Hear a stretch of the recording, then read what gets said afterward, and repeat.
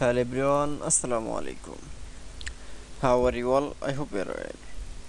Welcome back to my channel in this new video. Today's video, how to change opacity PNG image in Photoshop. So let's started.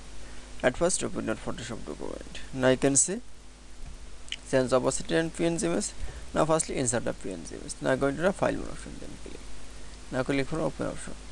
Now find your PNG picture. Now click select from PNG picture. Now click for open option. Now open the PNG picture in opacity. The sense. Now going to the layer option. Now select from opacity. Now click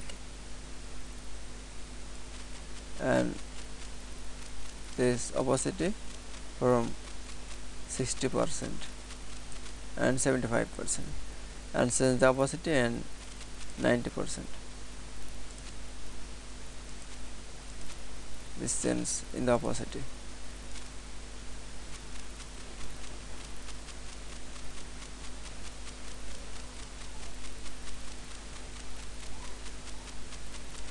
I change the opacity in 90%. That it's. Now I can see then I show change opacity PNG picture in Photoshop document is very easily. I hope you enjoyed the video. Please like, comment, share and subscribe my channel.